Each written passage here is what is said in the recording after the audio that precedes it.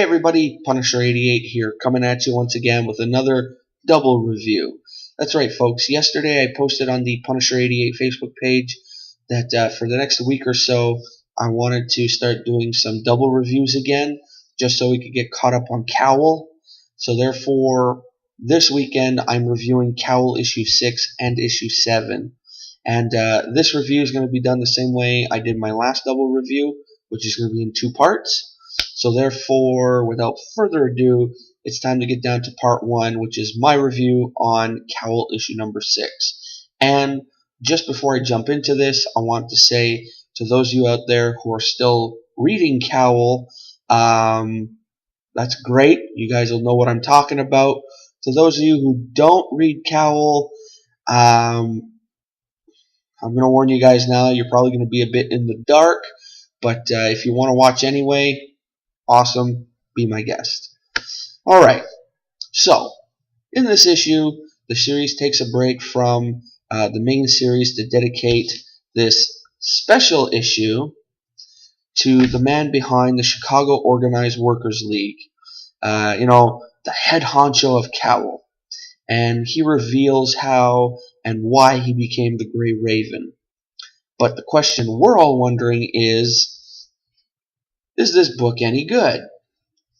Well, Kyle Higgins and Alex Siegel take a break from the overarching story and the consequences the strike will have on Chicago to introduce a publication relations fluff piece on Jeffrey Warner and his path to becoming the Grey Raven. Now, the road to become the Grey Raven began at a young age when starry-eyed Jeffrey Warner envisioned becoming a policeman like his father to help the people of Chicago. However, the road was not as straight and true as what the young boy believed. Higgins and Siegel take young Warner on a journey through the darker side of police work and the world of bribery. These realities had the young Warner making tough decisions, though his determination to do what was good and right never wavered. The principled nature for justice and doing the right thing no matter what are the biggest themes of the issue. No matter what the temptation is, Jeffrey Warner is immune to it. And why shouldn't he be? He sat down for the interview and shaped the message he wanted to convey. Turn the page. As I mentioned before, the entire issue is written as a PR fluff piece to display the Grey Raven in the brightest light possible. This is inherent and not only in the themes but in the tone Higgins and Siegel use. It is optimistic and always positive, and always a positive tone.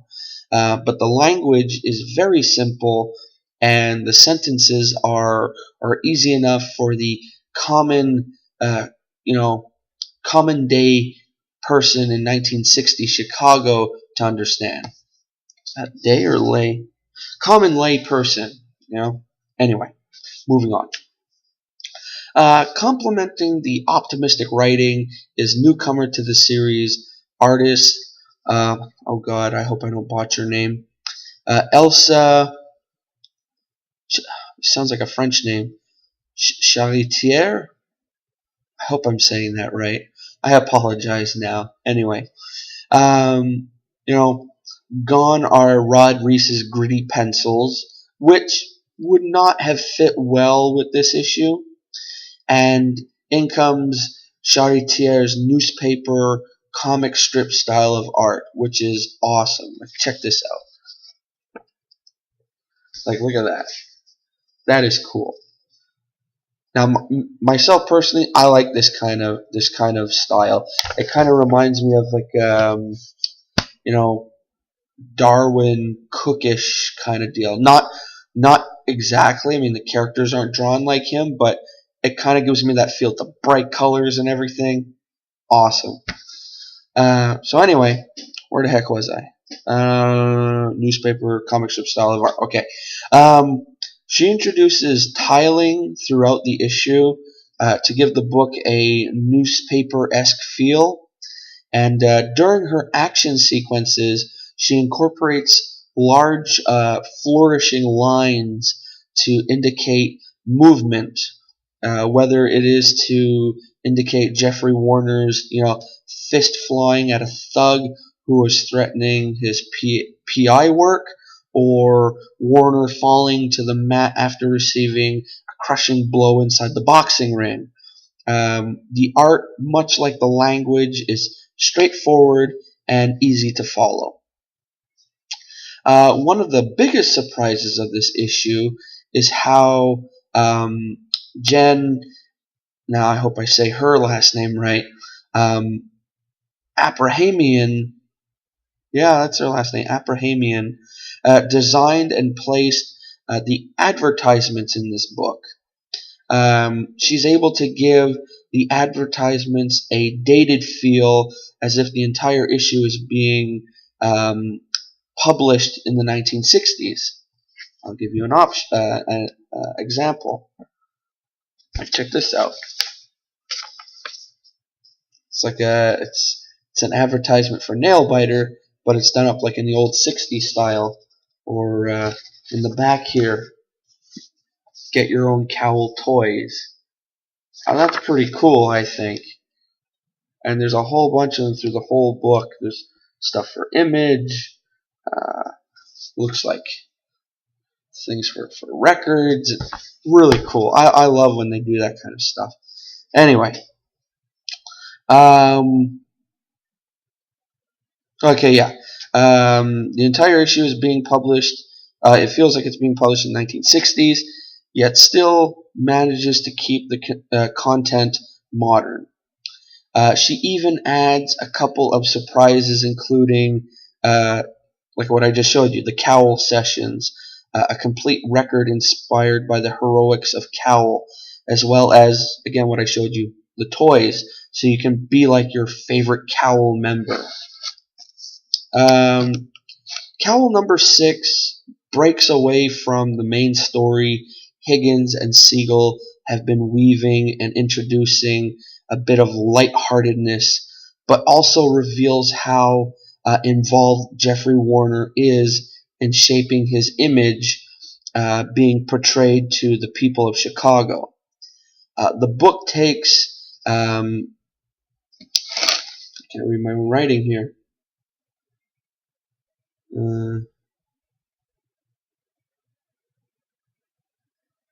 Oh boy, what the hell did I write?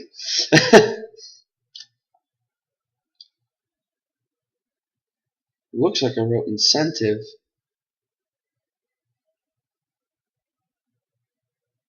Okay, I'm going to go with that. Takes an incentive look at advertisement placement to great effect, and Elsa Chartier's art matches the simple, straightforward fluff piece. Now, this is where this review is going to be changed up a bit. I decided to try this out. So I decided to, after reading the book, try and pick some pros and cons. So in this book, the pros outweigh the cons. So the pros in this book are the unique and innovative advertising. I can't stress that enough. I love it. The ability to step away from the main plot, which is, it's pretty cool. It's always good to have that happen every now and then.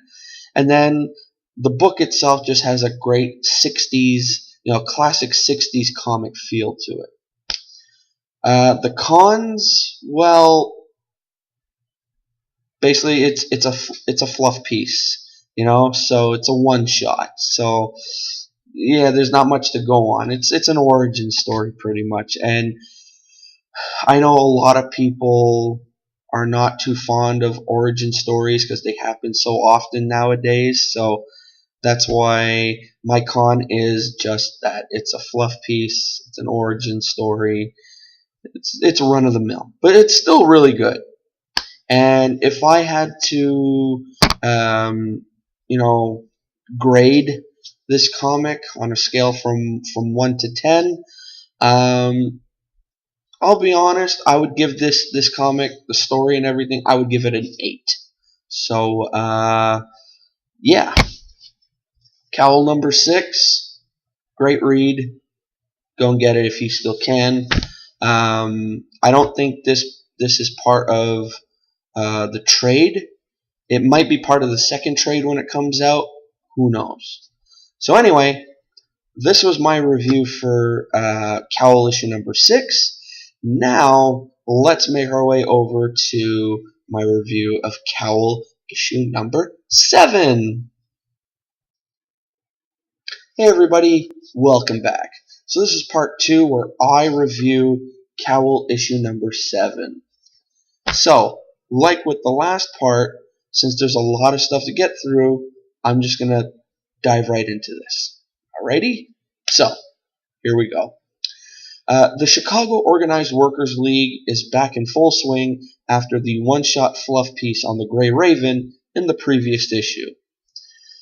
This issue dives headfirst into the aftermath of the strike, which we witnessed in issue 5, and John Pierce's murder, which we witnessed at the end of issue 5. The book opens with a scene that is a drastic shift from what Chicago has been experiencing since the rise of C.O.W.L.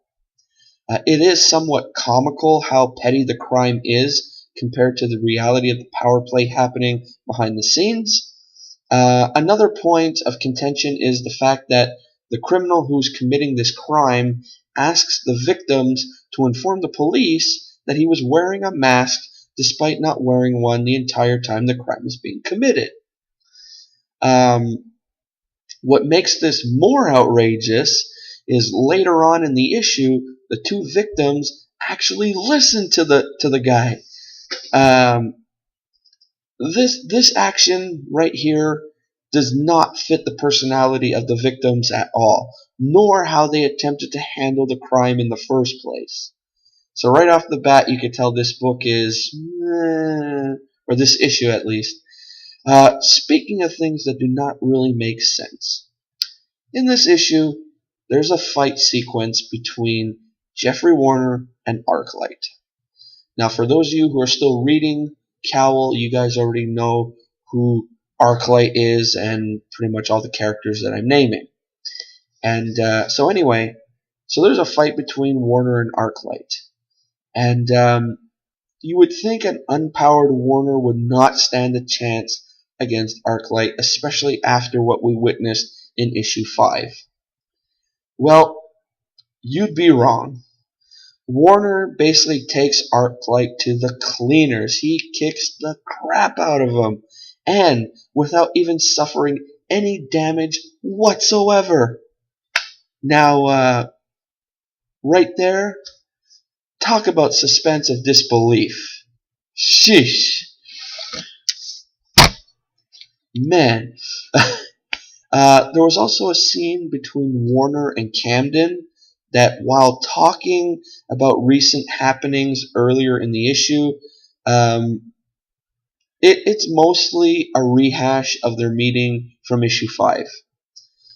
One cool takeaway is the depiction of Camden and Warner side by side in 2 different panels.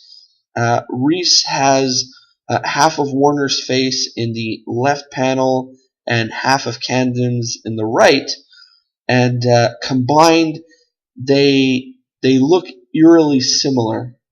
2 different sides to the same coin, pretty much.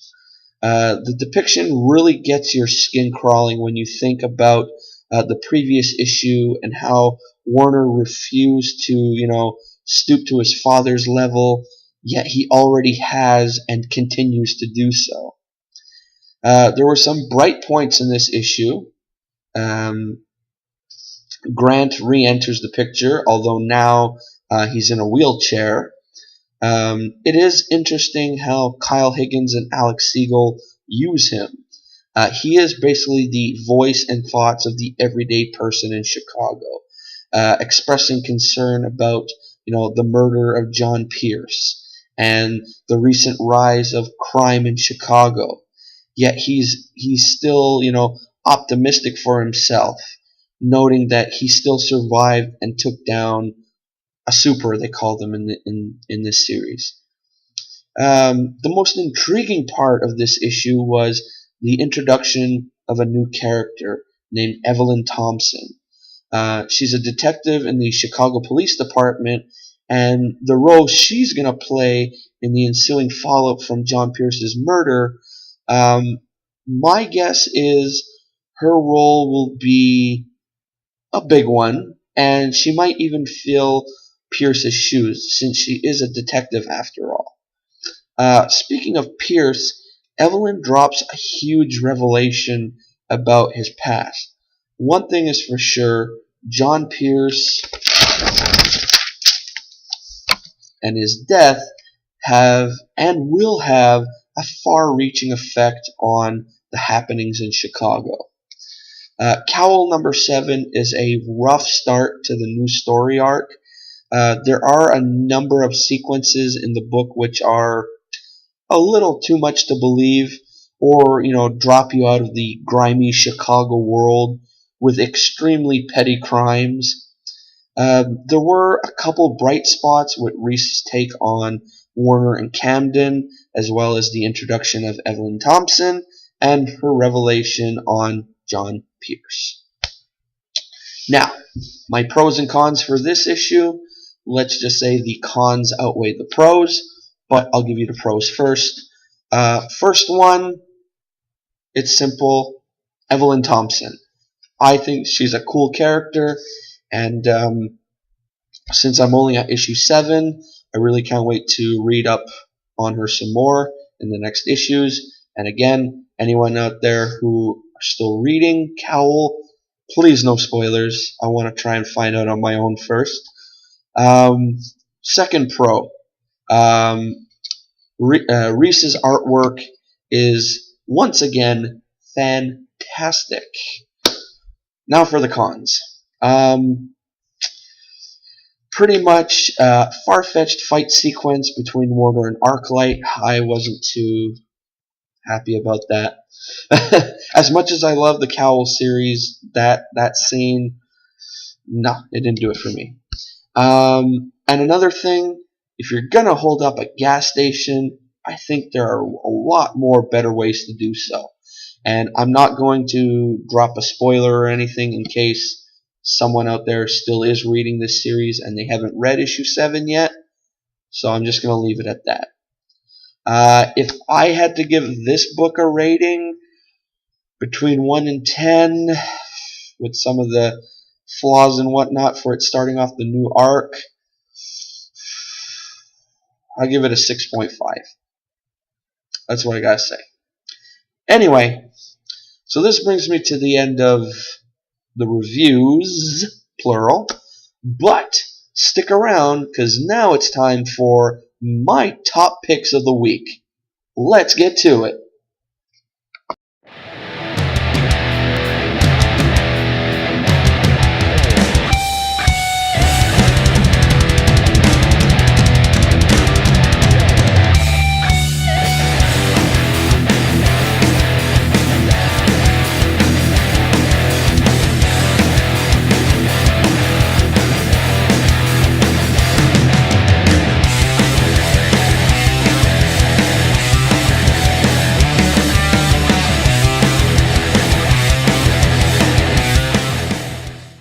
Hey everybody, it's that time once again where we check out some of the best comic book covers from the past week.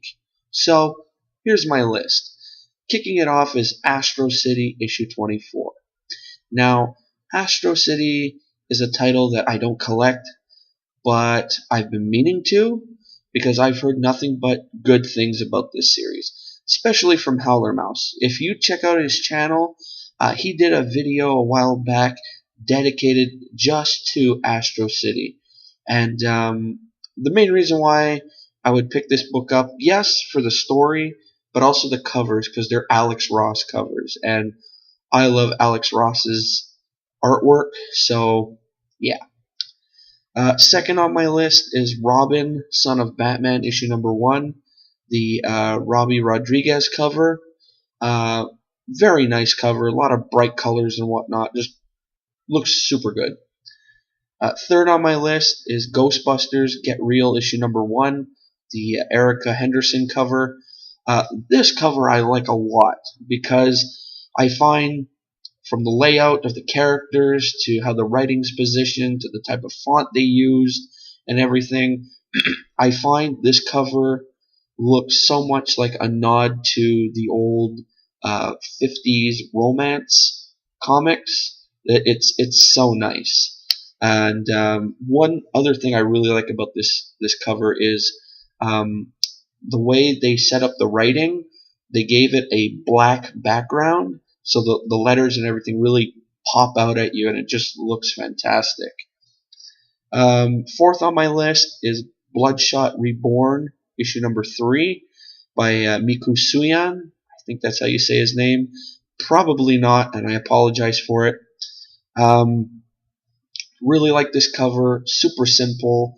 It's mostly black and white with some red, and it just works. So it's great. Fifth on my list, Thor's issue number 1, the what everyone now calls the Marvel Agents of S.H.I.E.L.D. variants. And this one I thought was pretty cool.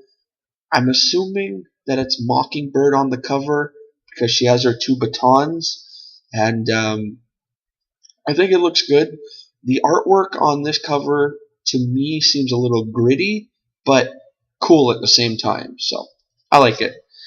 And then my 6th pick is my favorite cover on this whole list, and it's the 1 in 25 Ibrahim Mustafa variant cover to Dr. Fate issue number 1.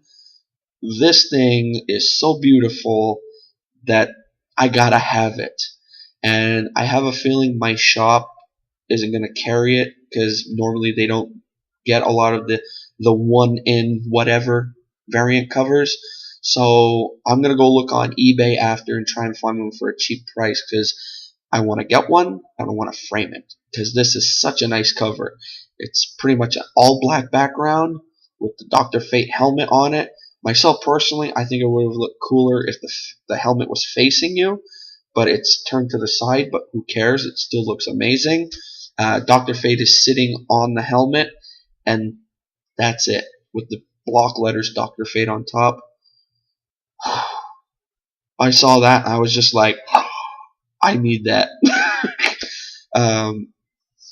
Also, when I saw it, I started, getting all giddy because Dr. Fate is one of my favorite DC characters, and that helmet, man, you gotta love that helmet. It's awesome.